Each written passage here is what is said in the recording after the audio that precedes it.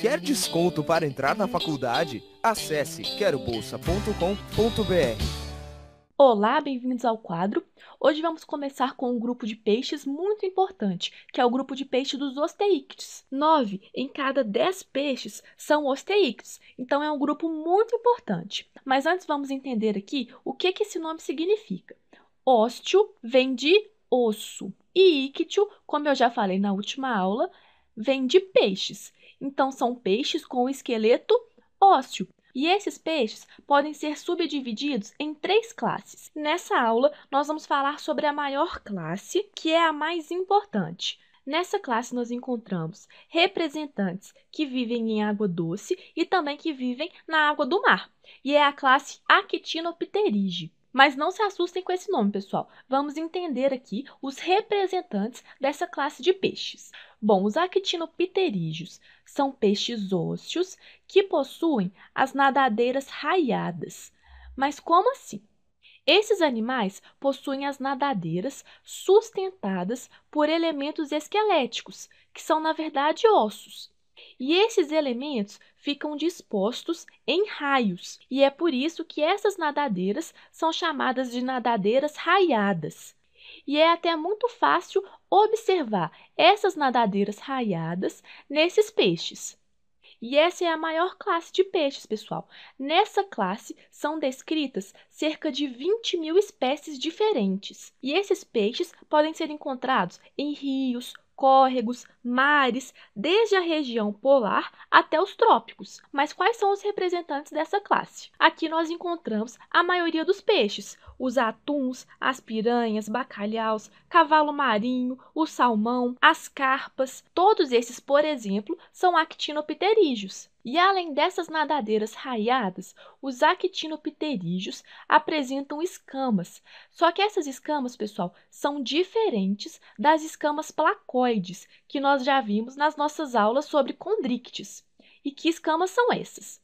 Bom, as escamas aqui neste caso têm origem exclusivamente dérmica. Elas são formadas a partir da derme desses animais. E elas vão se encaixando umas nas outras como se fossem telhas de um telhado.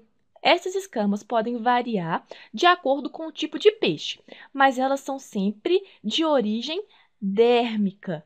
E além dessas escamas, a superfície corporal dos peixes ósseos é também revestida por uma espécie de muco. Este muco é produzido por glândulas que ficam dispostas aqui na superfície do corpo do animal. E qual é a importância do muco? O muco é muito importante para lubrificar a superfície do corpo do peixe e isso diminui o atrito com a água, facilitando a natação. E os peixes ósseos apresentam também o opérculo. E o que o opérculo faz?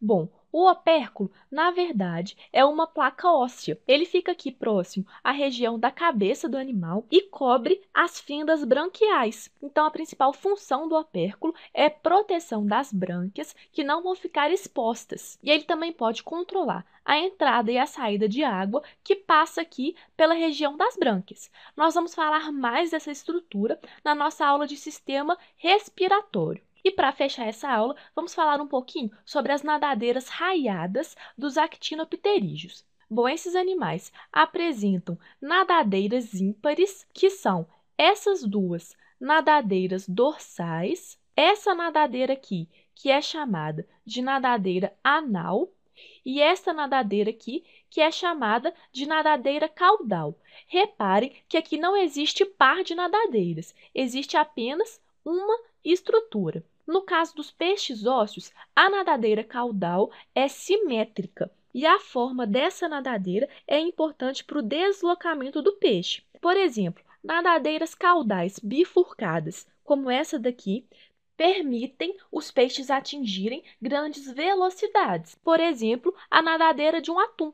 Já as nadadeiras caudais lobadas, que seriam nadadeiras mais circulares, não garantem grande velocidade, mas elas são importantes para movimentos de manobra, que são mais precisos.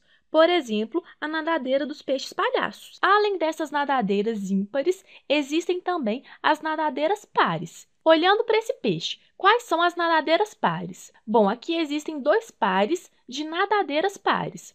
O primeiro é esse par aqui, que são as nadadeiras pélvicas. E temos esse segundo par aqui de nadadeiras peitorais. E aí é muito interessante que cada nadadeira tem seu próprio conjunto de musculatura, próprio conjunto de músculos, e isso facilita muito a natação dos peixes. Então, gente, é isso. Terminamos por aqui. Na próxima aula vamos ver outras duas classes de osteíctes. Te espero lá. Até mais!